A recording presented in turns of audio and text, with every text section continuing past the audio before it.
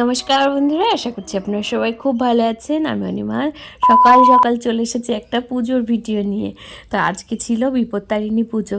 পুজো করতে যাব, তো ভোরবেলা উঠেই যেহেতু একটু বৃষ্টি বৃষ্টি হচ্ছে, ঠান্ডা পড়েছে, তো গিজারটা প্রথমে অন করে দিয়ে এলাম। তারপরে স্নান টান করে ঘরটর মুছে একদম রেডি হয়ে নিচ্ছি। আগে ঘরের ঠাকুরের পুজো দেবো, তারপরে যাব পুজো করতে।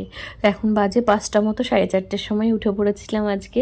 তো তাড়াতাড়ি করে স্নান টান করলাম, মানে ওরা এখনও ঘুমোচ্ছে। আমি চাইছিলাম যে ওরা ঘুমোতে ঘুমোতে থাকতেই যেন আমি পুজো দিয়ে বাড়ি চলে আসতে পারি।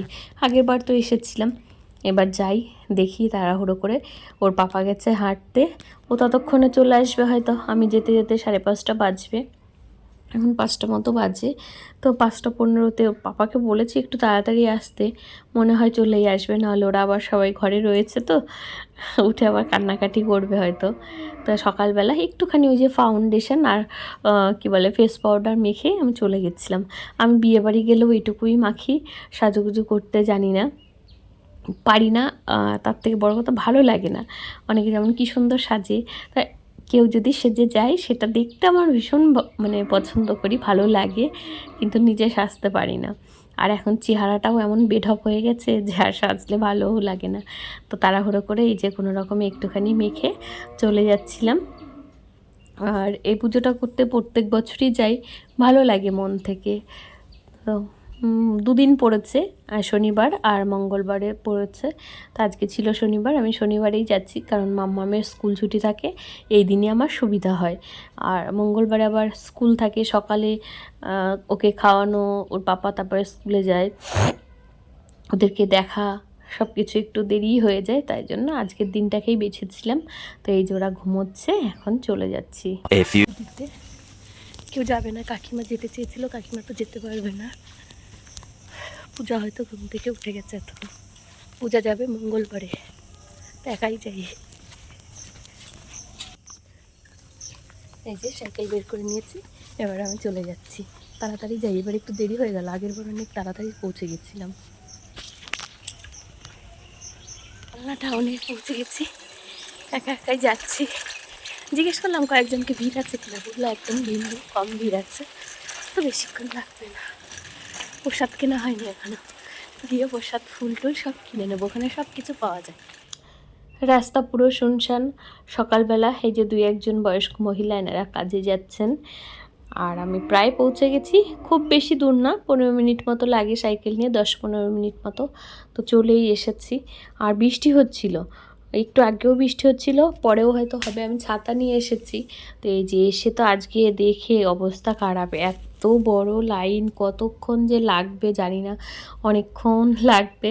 তো ধীরে ধীরে যাচ্ছিলাম, আর এখানে দাঁড়িয়ে সবার সাথে পরিচয় হয়ে গেছে, 2-3 জন মানে সামনে পিছনে লাইনে যারা থাকে, তো ওনাদের সাথে গল্প করছিলাম। বেশ কি বলবো, মহিলারা যেখানে যায় সেখানে গল্প করতে করতে করতে করতে কোথায় বাড়ি, কোথায় বাবার বাড়ি, তারপর ছেলে মেয়ে, তারপর আস্তে আস্তে শুরু হয় আর কি পরিচয়। তারপরে কার বাড়িতে কি চলছে, এই সব কিছু দিয়ে তো গল্প হতেই থাকে। তো গল্প করতে করতে এই যে আমি ডালাও কিনে নিচ্ছিলাম এখান থেকে। আর এই যে এই জেঠিমার বাড়ি হচ্ছে এখন আমাদের এখানে হসপিটালের সামনে। প্রথমে গল্প করতে করতে যেটা জানলাম, ওনার শ্বশুরবাড়ি আমার বাবার বাড়ির ওখানে ছিল। প্রথমে ওনারা ওই কাশিয়াডাঙ্গাতেই থাকতেন, বেথুয়াতে, তারপরে চাকরি সূত্রে এখানে চলে এসেছেন, এখন এখানে থাকে। তো এই যে তারপরে প্রায় 3 ঘন্টা লাইন দাঁড়ানোর পরে এখানে এসে পৌঁছতে পেরেছি। এটা হচ্ছে মন্দিরের সামনে। তো এই যে চলে এসেছি মন্দিরের ভেতরে। কত লোক দেখুন, এখানেও ওই যে ওদিক দিয়ে লাইন, এদিক দিয়ে লাইন, চারিদিক দিয়ে শুধু লাইন আর লাইন। এখান থেকেও যে কতক্ষণ লাগবে, এখান থেকেও আরও ঘন্টাখানেক লাগবে। ওর পাপাকে বলে দিলাম একটুখানি ভাত আর ডাল করে নাও, মানে ওকে তো স্কুলে যেতে হবে, আমি আস্তে আস্তে হয়তো 9টা বেজে যাবে, তখন কখন রান্না করব, কখন ওকে খাইয়ে দিয়ে স্কুলে পাঠাবো। আর এই যে ওর সাথে আমার বান্ধবী হয়ে গেছে এখানে আসার পরে। মানে ওর শ্বশুরবাড়ি আমাদের এখানেই, বাবার বাড়ি আরেকটু দূরে। তো এই যে এখানে এই যে যেখানে এই কজন বসে বসে আমরা গল্প করছি, এই কজনের সাথে খুব ভালো একটা পরিচয় হয়ে গেল এখানে আসার পরে। জানি না আবার কবে দেখা হবে। সবার বাড়ির ঠিকানা নেওয়া হয়ে গেছে, সবাই বলেছে যাব যাব, জানি আদৌ কোনো দিন যাওয়া হবে কি না।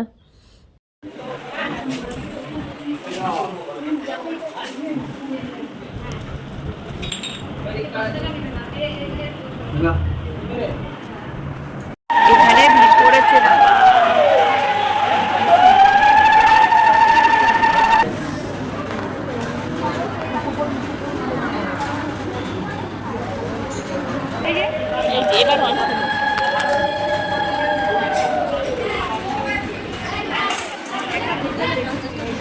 সাইড দিন তো।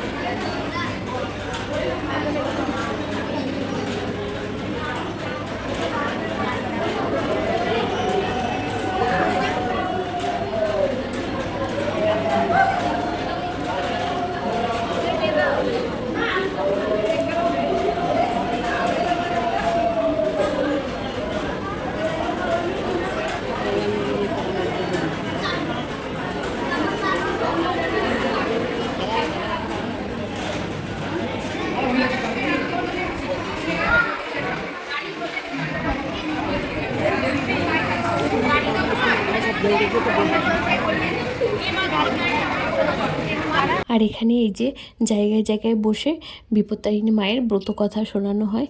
ওনারা সবাই মানে যাদের সময় আছে তারা বসে বসে শুনছেন। তো আমি এবার তাড়াতাড়ি বাড়ি চলে যাব, মানে ওদেরকেও দেখতে হবে, ওর পাপাও স্কুলে যাবে। তো তাড়াহুড়ো করে যে এখন 9টা বেজে গেছে বেরোতে বেরোতে, আর তখন ঝমঝম করে বৃষ্টি হচ্ছে। তো এই যে এই দিদির সাথে আবার দেখা হলো, এদের বাড়ি আমাদের ওখানেই। তো বললো কখন এসেছিলে, পুজো দিয়ে এসেছিলাম, তখন বাজে 9টা, এখন 2টো বাজতে চললো। আমরা এখনও রান্না করা শেষ হয়নি আজকে। এই যে আলুর দম বসিয়েছি, কষাতে দিয়েছিলাম, কষানো হয়ে গেছে। এবার এর মধ্যে জল দিয়ে দেবো। তো এদিকে আলুর দমটা হতে থাক। বাকি ওখান থেকে এসে এই যে বট ডাল রান্না করে রেখে গেছিলো, আমি একটু শুক্তো করেছিলাম, আর এই ভেন্ডি ভাজা, উচ্ছে ভাজা।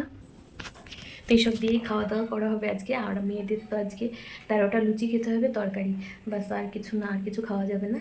তো এবার রান্নাবাড়া করে নিই, তারপর আবার বেরোতে আসছি। পুরো টায়ার্ড আজকে। আমি এখনও খেতে পারিনি, বানাইনি লুচি, এবার বানাবো। আমাদের বিপত্তারিণী পুজোর লুচি খেতে হয়, আমি লুচি খেতে পারি না, তাই পরোটা টাইপের বানিয়ে নিচ্ছি। আর 13টা করে খেতে হবে যেহেতু, একজনের পক্ষে, আমার পক্ষে ততগুলো সম্ভবই না। তো ছোটো ছোটো করে বানাচ্ছি, পরেরগুলো আরও ছোটো বানাবো। এখানে কটা হয়েছে, 3টে 6টা হয়েছে, এমনি আরও 6টা 7টা বানাবো। ঠিক আছে, ঠিক আছে, হ্যাঁ ঠিক আছে, হ্যাঁ হ্যাঁ ঠিক আছে। ওটা মোগলাই হয়েছে, পিস পিস ভালো হয়েছে। তো এবার ওগুলো ভেজে নেব। এই যে খাবার বেড়ে নিয়েছি, এবার ওর পাপাও খাচ্ছে, আমিও খাবো, বাবার ভাতও বেড়ে নিয়েছি, সবার খাওয়া হয়ে যাবে। তো এই যে আলুর দম দিয়ে আর এই সবজি দিয়ে আমি খাবো। মিষ্টি খেতেও ভালো লাগছে না, মিষ্টি সন্দেশ রয়েছে ঘরে, শশা রয়েছে, শশা খাবো। আর এই যে এটা হচ্ছে বাবার থালা, বাবার জন্য ভাত বেড়ে নিয়েছিলাম। তো ভিডিওটা দেখে যদি ভালো লাগে পাশে থাকে।